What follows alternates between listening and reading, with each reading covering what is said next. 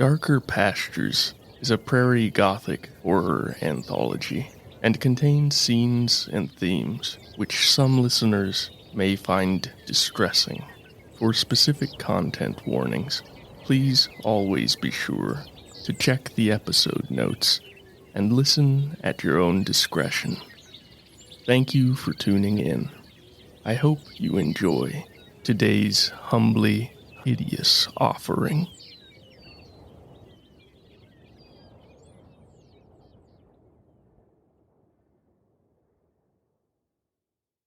Before we delve into today's episode, a special thank you to the show's most recent supporters.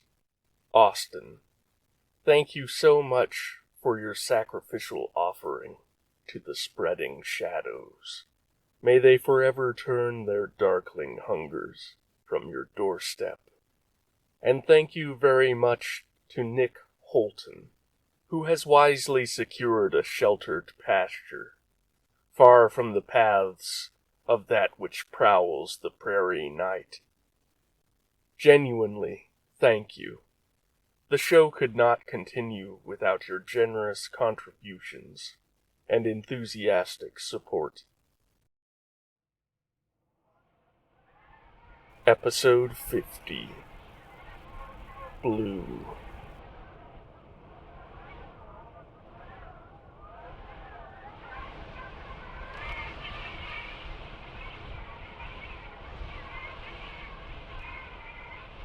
Aeneas Brearley sits at the far end of the bar, slowly nursing a glass of cheap whiskey, his eyes darting every few seconds toward the saloon doors. He is a slight man, whose lined and wind-bitten face is hard to assign a definite age. The general impression is that of a youth barely past 20. And yet the haggardness of the features, especially around the eyes, suggests at least twice that many years, spent mostly in rough living. The barkeep, a bald and heavy-set man with a thick black mustache, eyes his sole patron with the same nervous mistrust, his stubby fingers itching to leave the glass he is reflexively cleaning, and reach under the bar for the cut-down shotgun stowed there. Aeneas suddenly picks up his glass and drains its remaining dregs in one final gulp, and then, without taking his gray and almost colorless eyes from the door, begins to speak aloud, as if continuing a conversation that never began. As he speaks, the barkeep's hands still in their task, though his eyes grow even more strained with disquiet.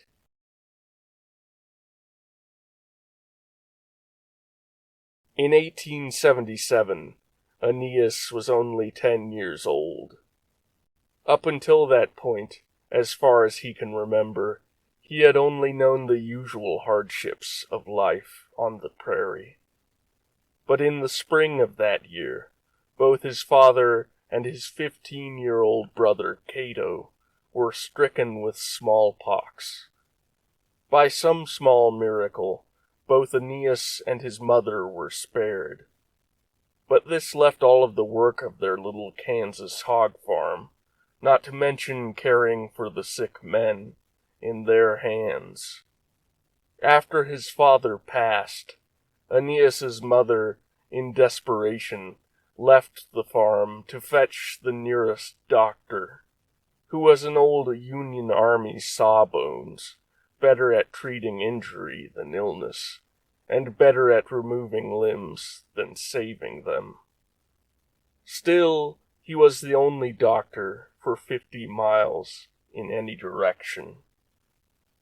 And so, after she saddled the horse and rode eastward, Aeneas was left alone in the little sod house with his ailing brother, while the freshly turned soil of their father's shallow grave behind the house slowly settled.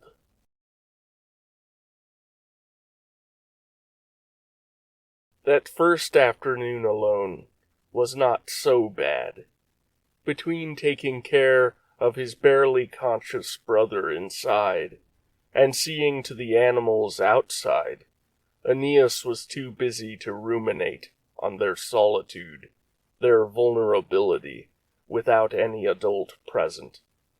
But when the day began to fade toward a purple twilight, and the last of the work, aside from feeding himself and Cato, was finished, his thoughts began to wander into darker spaces.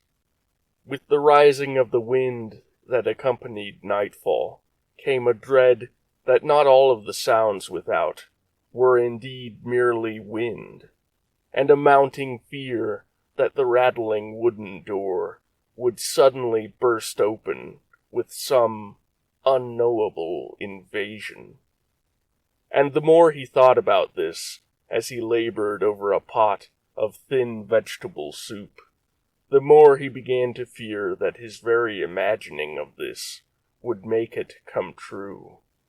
And yet he could not stop his mind from fixating on this terrible potentiality. And after he had fed Cato, spooning the soup patiently into his older brother's mouth, after he'd cleaned up the kitchen and settled into a makeshift bed of blankets on the floor before the warm wood stove, he still could not stop his ears from pricking with every rising keen of the wind, every shifting of the roof, could not stop waiting for the door to creak horridly in opening.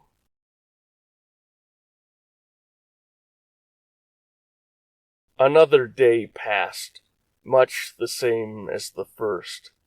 During the day, Aeneas's work, far too cumbersome for a boy his age to complete on his own, was only occasionally interrupted by his looking over the eastern prairie for any sign of his mother's return, with or without the doctor.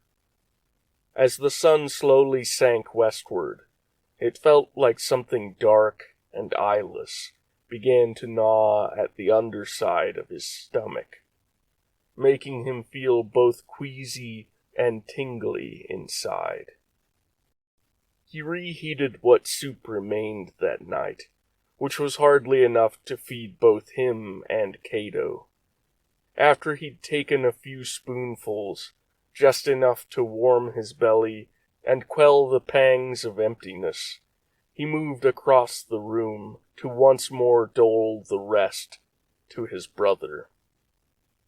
Only when he stood over Cato's bed did he notice that the flattened pustules on his skin had turned a strange bluish-gray color, and that there was no perceptible movement of his chest.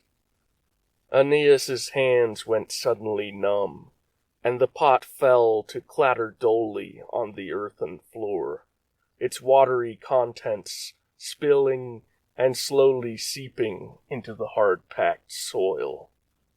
At this sudden noise, Cato's eyes flickered open weakly, and he gazed up at his young caretaker with no sign of recognition. A brief frown of confusion flitted across his rash-marred features, but this lasted only a matter of seconds, and then his face slowly relaxed as his eyes drifted closed once more. Only slightly relieved by this brief sign of life, Aeneas leaned forward to listen closely to his brother's breathing, which was very slow and very shallow, and accompanied by a faint, wet wheezing. As he listened, he noticed that Cato's belly bulged beneath the blankets, and his young mind could not make sense of this, given how little he and his brother had eaten over the past 2 days. Cleaning up the pot and the spilled soup as best he was able, Aeneas tried again to feed Cato the last crust of the bread his mother had baked before she left. A few delicate patches of spreading bluish green had begun to appear at the edges, but it was the last of the readily available food left in the house, and their mother had told Aeneas to be sure to feed his brother well in her absence. Cato took only 2 bites of the bread, chewing and swallowing it very slowly and with great difficulty, and had then refused to take anything but cool water to drink. Even on this he choked and spluttered feebly, and after Cato sank back into his unrestful slumber, Aeneas retreated to his corner by the stove and began to cry quietly. Feelings of helplessness at last overwhelmed him, and he wondered how much longer he must endure before his mother would return, afraid that each hour would bring his brother's death through some unknown failing on Aeneas's part. He took a few mouthfuls of the molding bread afterward, before settling into sleep. Sleep did not come readily, however, as the wind continued to shrill and whine around the house, with even more fury than the previous night. Then the door burst suddenly open, and a wind more appropriate for a December night than one in April ripped and swirled through the little soddy, howling like a dozen great wolves driven mad with hunger and rage.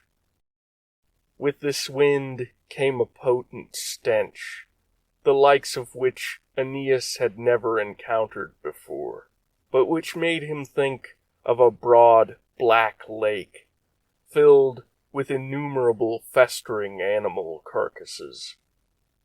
The wind's fury seemed to gather and focus itself around the bed, pawing wildly at the blankets piled there. Cato's limp form began to judder and convulse savagely, as Aeneas once saw an injured horse do after it was shot, only where that had lasted mere seconds, this lasted for many long minutes. Then, as suddenly as it came, the wind fell completely still, and so too did Cato. Aeneas waited for a long time, his heart pounding, making his wrists and his throat throb almost painfully with a thunderous pulse. At last he began to move toward the disheveled bed and the haphazardly sprawled body upon it. Cato's pose was so awkward, so unnatural, that Aeneas felt a mounting certainty that the very worst had happened. When he reached the bedside, he again leaned downward, this time placing his ear on Cato's chest. He could discern absolutely no heartbeat, no stirring of the lungs through the thin fabric of Cato's pale blue long johns. The flesh seemed appallingly cool. Even so, the body slowly began to stir under his touch. Clumsily, but with a strange, ponderous strength, Cato pushed him away, and began very gradually to sit up in the bed. Utterly expressionless, he cast a dull gaze around the house interior, his eyes glinting very faintly in the dim radiant light of the smoldering stove fire. Hesitantly, Aeneas breathed his brother's name, more a question than a form of address. Cato did not respond, seeming as if he'd either not heard or not registered any meaning in the syllables. Rising and moving still with that lack of coordination, Cato stumbled toward the stove, seeming fascinated by the ruddy glow of the embers within. Aeneas reached out to hold him for just an instant, disturbed by his brother's perfect wordlessness.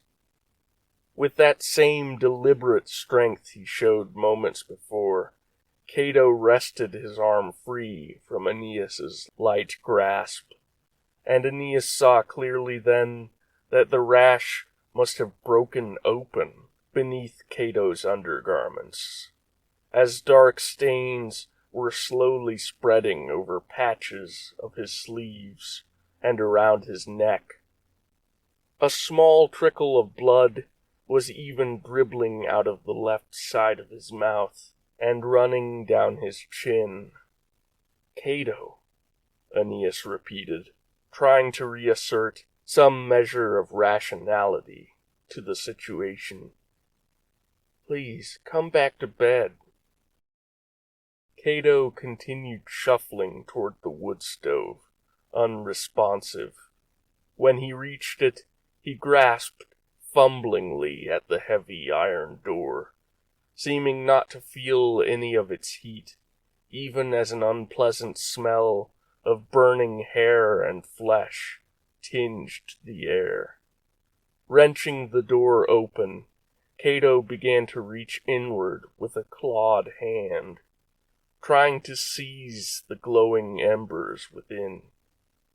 Crying out in wordless horror, Aeneas ran toward him, trying with all of his meager weight to pull his elder brother away from his insistent self-injury. But once more Cato shrugged him off without making a single sound. It was at that moment that their mother cried out from the doorway, and she and the doctor rushed in to take hold of Cato, finally managing between the three of them to carry Cato back to his bed. As the doctor began to inspect Cato, their mother berated Aeneas for letting the sick boy hurt himself so foolishly. And yet, all Aeneas could feel at that moment was relief at her return.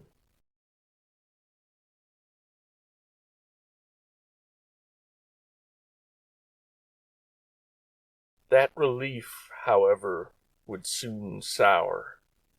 The doctor, after listening at Cato's chest for a long while, furrowed his brow in alarm. As he felt for the boy's pulse, then unbuttoned the long johns to inspect his torso beneath, his frown only deepened.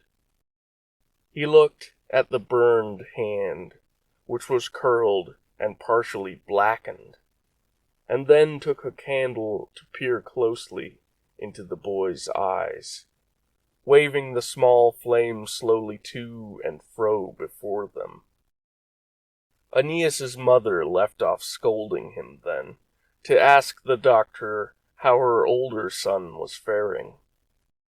The doctor did not answer at once, but sat with his back to her, staring down at Cato with a look of profound disquiet. Then, slowly, he rose and said that there was nothing for him to do here. The illness, he said, had drawn to its conclusion. Mrs. Brearley's voice brightened then, and she thanked the doctor profusely. The doctor shook his head, but strangely refused to look at the woman, his gaze transfixed on the pox-ridden boy. Cato seemed to have forgotten about the fire that had so fascinated him under the doctor's ministrations, and now simply lay there, staring up blankly at the ceiling. too late to be of any help," the doctor said thickly. He began to move slowly toward the door, now fumbling for words, finally sputtering out that he had many miles to ride to minister to his next patient. The freshly widowed woman told him to at least stay for a bite to eat and a few hours of sleep, but the doctor insisted that he could not spare even a single moment more. As he reached the door, Mrs. Brearley arrested him with the question of what treatment he suggested as Cato convalesced. For the first time since entering the house, the doctor looked toward her and said that no treatment at all was necessary for the boy's sake. But he did suggest that Cato be removed from the household and placed in the full care of devoted and learned experts for the health of Mrs. Brearley and young Aeneas. There was a very good place back east, he said, in a place called Battle Creek, Michigan, very modern and more able to help the boy than any prairie doctor or any hard-working pioneer family could afford. Mrs. Brearley's joy instantly evaporated at this pronouncement, and she struggled to find a response. The doctor looked hurriedly away and told her once more, very firmly, that she must send the boy away for, as he curiously put it, the sake of the living. Then he slipped out the door, and moments later he could be heard mounting his horse and riding eastward, his steed's hoofbeats gradually fading into the quiet of the now calm prairie night. Mrs. Brearley stood looking at the empty, open doorway for a few seconds, seeming completely baffled. Then she strode toward it and closed the door with far more force than necessary. When she turned back toward the interior, Aeneas could see the streams of tears on her cheeks, glistening in the candlelight. They were not tears of sorrow, he realized even then. Not precisely. They were tears of utter and helpless bewilderment.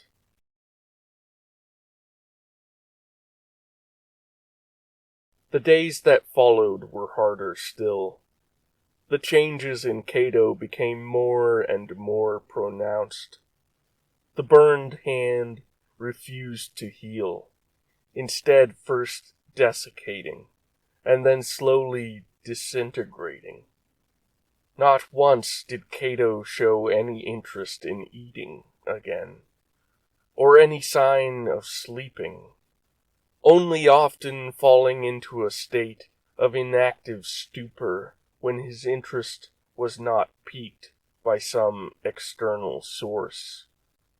What would exercise this effect on him made little sense to Aeneas.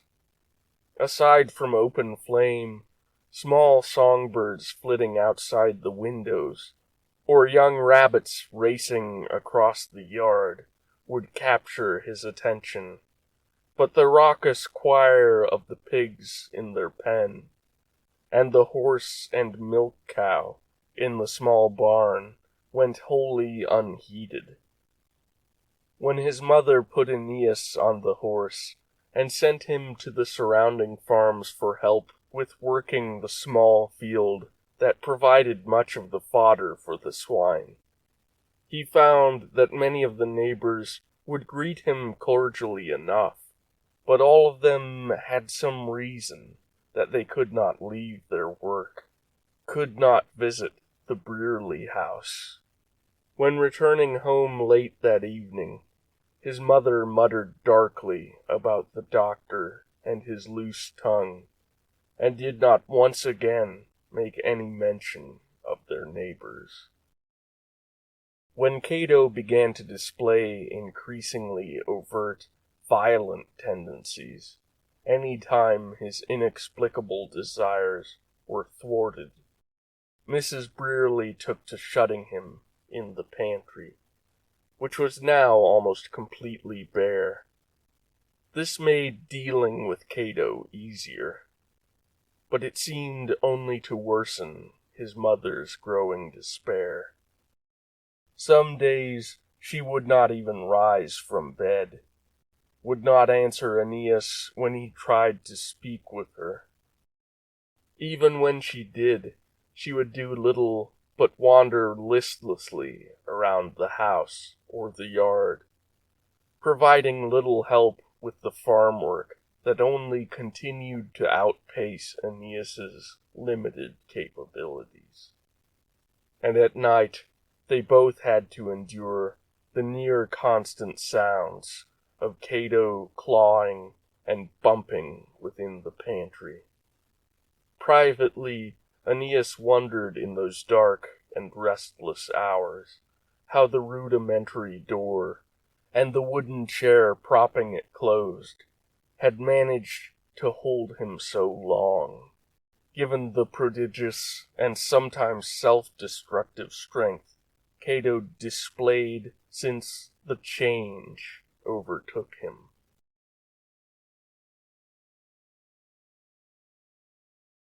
On the 5th day after Cato's imprisonment began, the pantry door finally opened.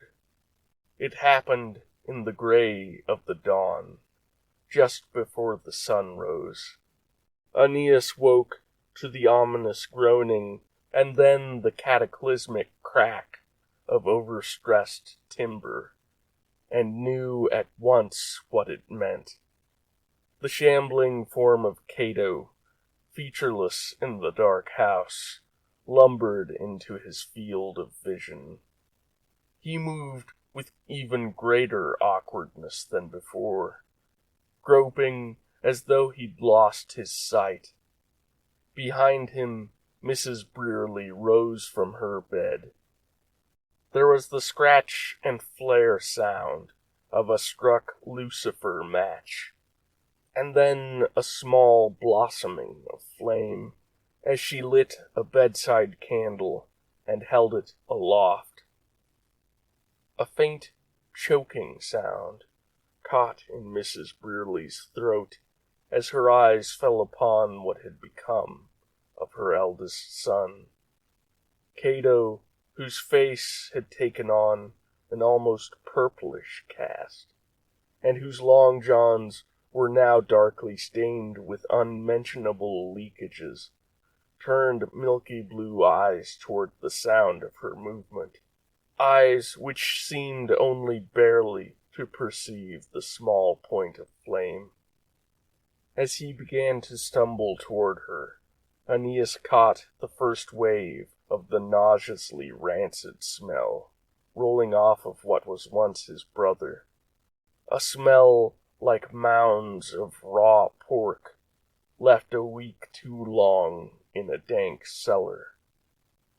"No, darling," is all Mrs. Brearley had time to say before Cato was upon her, trying to take the lit candle from her hand. Then she was too busy trying to keep the flame from his grasping fingers. Truly a struggle for her, since even at 15, Cato was already a few inches taller than her. Aeneas ran forward to try and help his mother, wrapping his arms around Cato's waist and trying with all of his might to pull his brother away from her. With his face pressed into the small of the larger boy's back, the putrid fetor filled Aeneas's nostrils, and sheer revulsion physically sickened him. Try as he might, he could not shift Cato's mass, and just as he felt the bile rising up his gorge, Cato kicked him away hard. Aeneas fell to the floor, starbursts swirling in his vision, and he struggled not to vomit.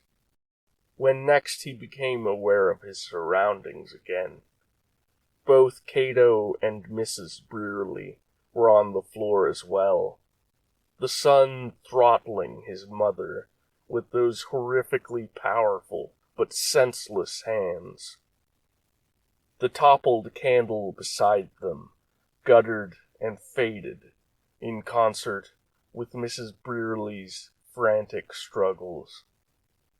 Pulling himself to his feet, Aeneas moved toward the gun rack, formed from old antlers, on the wall beside the door, reaching for the double-barreled shotgun there, the one which his father always forbade him so sternly from touching.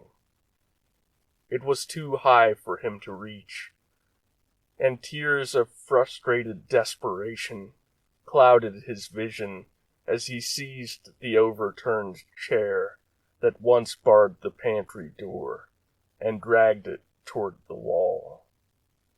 Mrs. Brearley had long since stilled by the time that Cato let go of her crushed throat.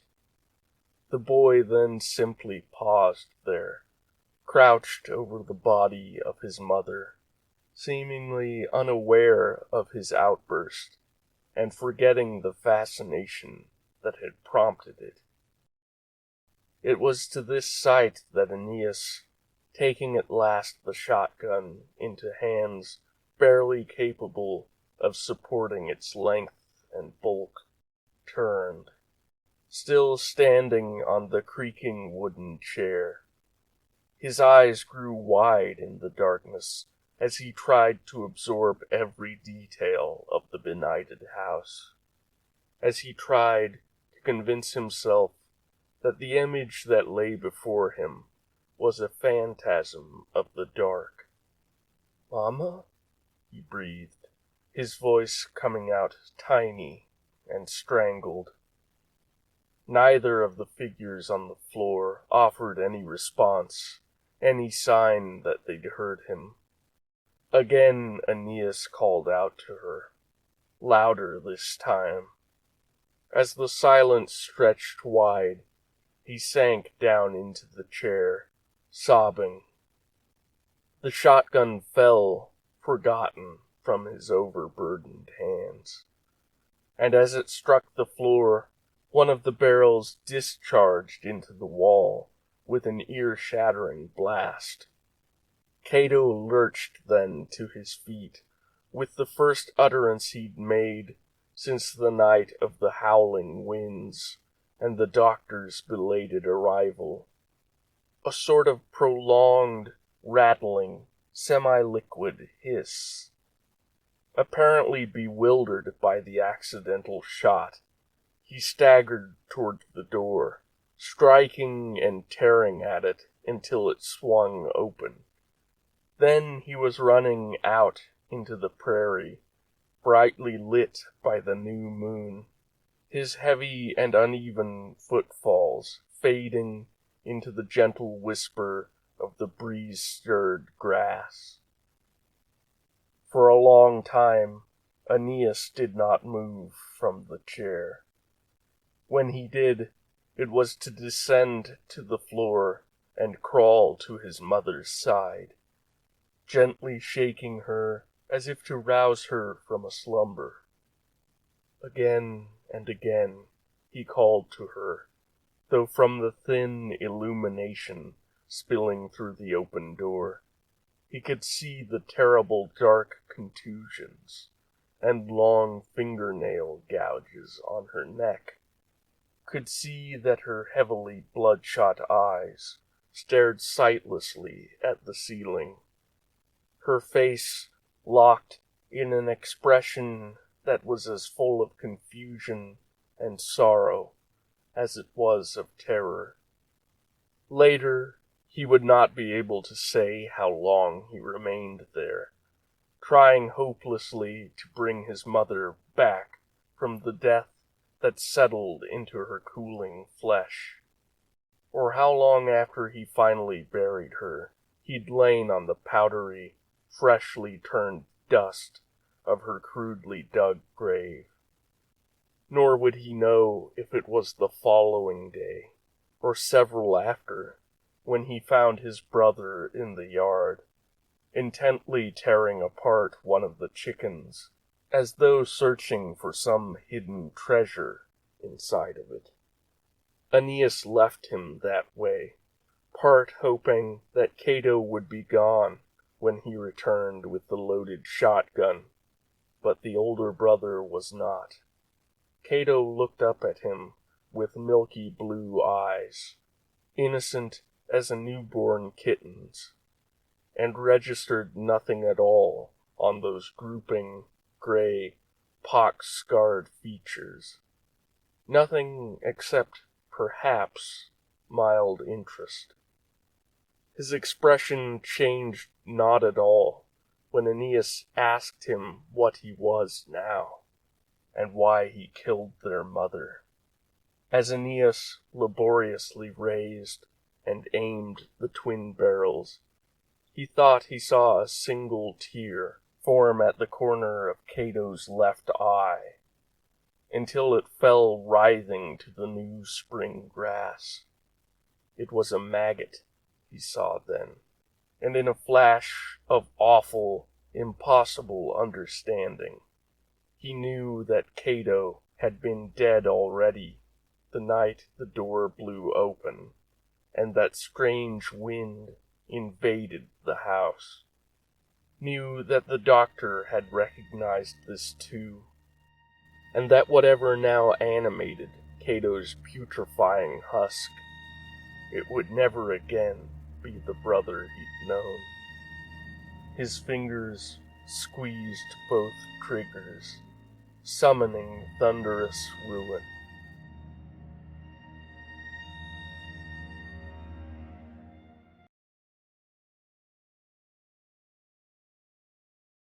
The bartender swallows hard. He realizes he's been holding the glass and dishcloth in motionless hands for what must now have been almost half an hour, and he glances around the saloon, worried that he might have missed a new customer in his engrossment.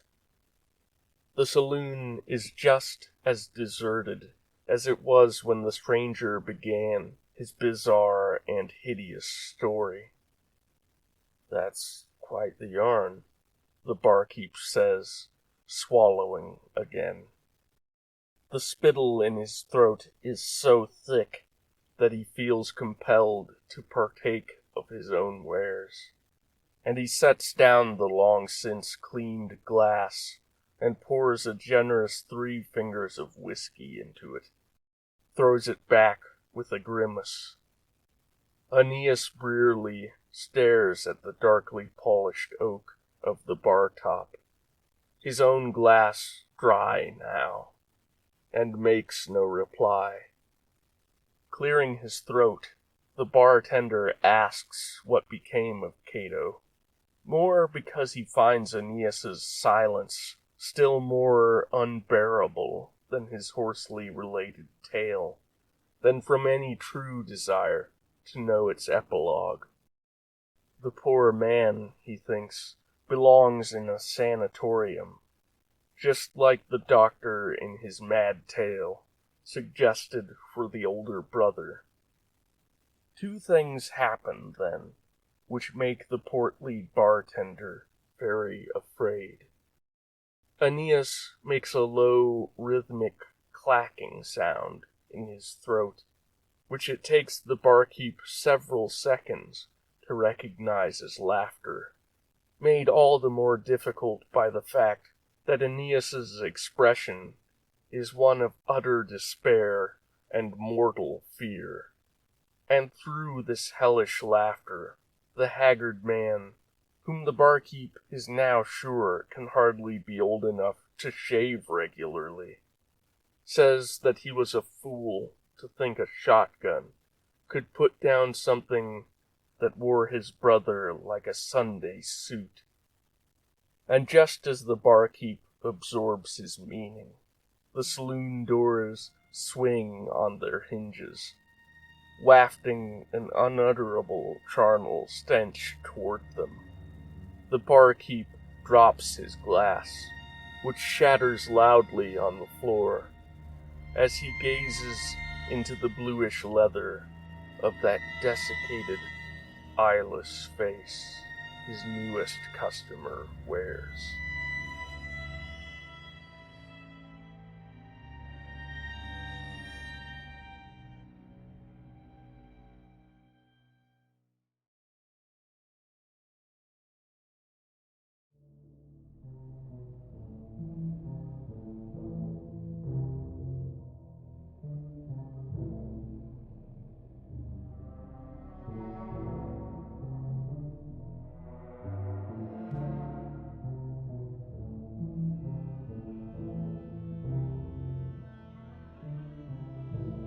If you enjoyed today's story, please rate, review, and share. If you're feeling particularly generous, you can support the show on the Patreon page at patreon.com/darkerpastures or at darkerpastures.buzzsprout.com. And for only $3 a month, you can unlock special subscriber-only content. Thank you for listening. We'll meet again in darker pastures.